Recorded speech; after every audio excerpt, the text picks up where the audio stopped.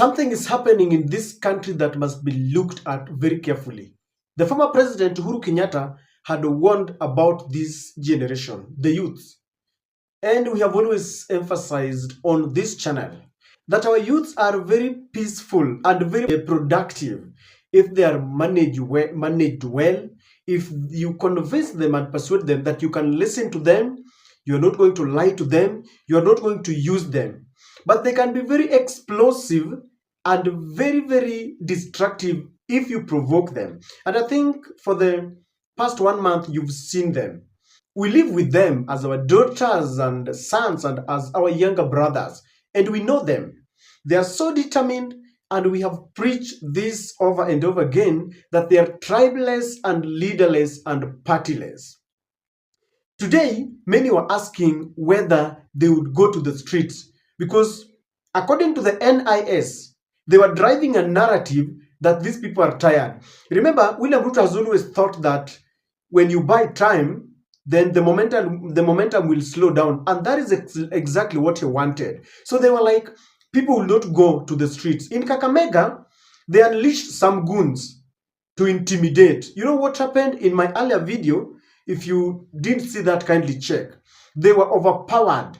Peaceful protesters just went and overpowered them, arrested them, and they were now confessing who sent them, and that is the way to go. Ladies and gentlemen, when demonstrations are going on in several parts of this country, in Kakamega, in Nairobi, and in Nairobi they shot someone. I saw a video of someone who had been shot dead, or sometimes YouTube does not allow us to share, but someone was dead. But if there is a place that has caught the attention of many, and I believe William Ruto cannot believe what he's seeing. Those scenes are incredible. The numbers, ladies and gentlemen, is Kitengela. In fact, there is something going on in social media that they have today been crowned the champions of demonstrations. Very peaceful, but with numbers. They took over police vehicles, and police are watching very helplessly. How do you even shoot? Let us go straight to Kitengela and watch what is happening, ladies and gentlemen.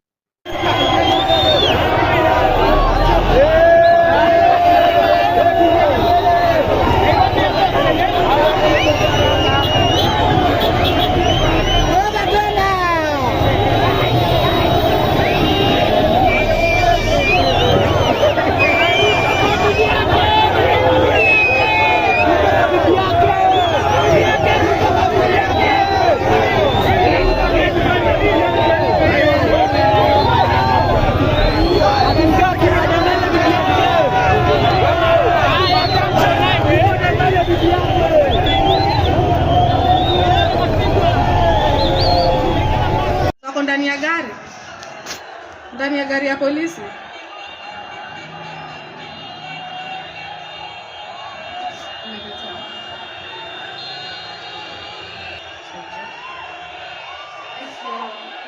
Oh my goodness, Kitengela.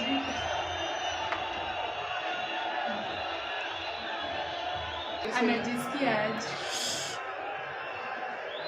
Basi ni wa polisi hapo katikati.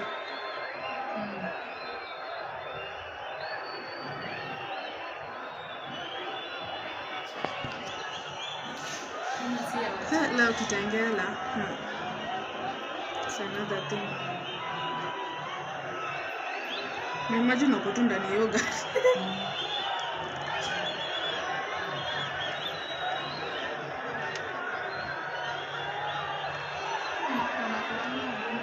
Today's on which date? 16th of July. July, girls. It went down in Kitengela. It's going down in Kangela. What do you make out of those pictures? What about the numbers, ladies and gentlemen? You see, they've been asking, will we get the numbers? Will the Gen Zs go to the streets? If you are in a position to advise William Ruto, and then you are in a meeting and they are advancing this kind of narrative that they are tired, what would you tell your president? And as William Ruto is sitting down and is watching those numbers, what does he think? Because this is happening, ladies and gentlemen, at a time when William Ruto thought that he had cornered, or rather he had pacified the Gen Z. You know, I have always repeated that after the inspector general is gone and the cabinet is dissolved, and he told them, I'm going to do this and that, he thought that it was over. But the way things are moving, I can assure you that it is not yet over. It is just the beginning, the way the Gen Zs put it. Let me ask you a question. Those numbers, what can hinder them from going straight to State House? For example, if they so decide that those are the numbers, others are coming from Gidurai, others are coming from Rongai, others are coming from Kibra, what would happen? You want to tell me they will be shot? And then after shooting them, what will happen? Those people can occupy State House. And I want to assure you, you've seen them very peaceful. If they are not provoked, very peaceful. They were on police vehicles. Of course, those are our vehicles. They are bought by taxpayers' money, and they are being fueled by taxpayers' money. I saw them. They are not after violence. And the police, I think, were told, you stay calm, because after the massacre and the bodies that are being retrieved, even the government is overwhelmed. The reasoning behind it, we found a serial killer, it does not add up. And they are being monitored very closely, even at the international level.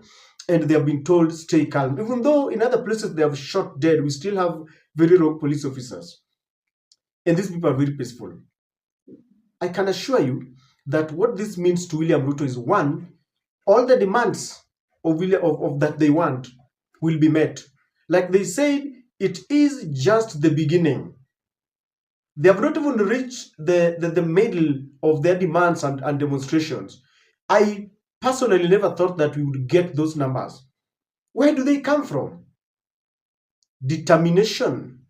They can never be divided. In fact, these people, if there is one fundamental trait that they have demonstrated, is that they can never be divided. If you think I'm lying, ask Charlene Ruto. Ask Charlene, where are the 47 presidents of youth that you met? Where are they? Ask William Ruto, where are the youth that you met in State House, apparently to discuss issues of the youths? Ask Raila Amolo Odinga, why did he change, or where are they still heading for multisectoral dialogue? I'm telling you, it is over for William Ruto. He must try to strategize. And the only strategy, if William Ruto would be listening, if Itumbi would be listening, and all the advisors, the only strategy that William Ruto must use here is honesty. Listen to these people, be very honest. You can save your face, because I know they are demanding that you must resign, and you don't want to resign. If you don't want to resign, the only thing that you can do is to clean your government. You can start afresh. Invite them, and I don't know whether they will accept that they negotiate with you. Invite them. Ensure that there is the people who are killed, there is justice for those who are killed. And I don't know whom we are going to sacrifice, whom we are going to leave. Ensure that those who are corrupt are taken to jail. Because if you try another mischief, this generation is a different animal altogether. Those numbers, ladies and gentlemen, Kitengela, they have been crowned. I don't know, how do they mobilize themselves on social media? I have a feeling that we have a generation that is jobless. Yes, not that because they are lazy, they can't even do business. The environment is not good for business. Investors are running away. Not that they don't have academic papers, they have papers. Some of them are more learned than the cabinet that was dissolved. I'm telling you, they want jobs, but the jobs are not there. They are tired of being, cheated every now and then. To Metenga, we have set aside, we will do this. They are tired of listening to a president who is telling them that, the Ford Foundation is the one that is sponsoring you. So you want to tell me that in Kitengela, there was somebody that was given out by the Ford Foundation?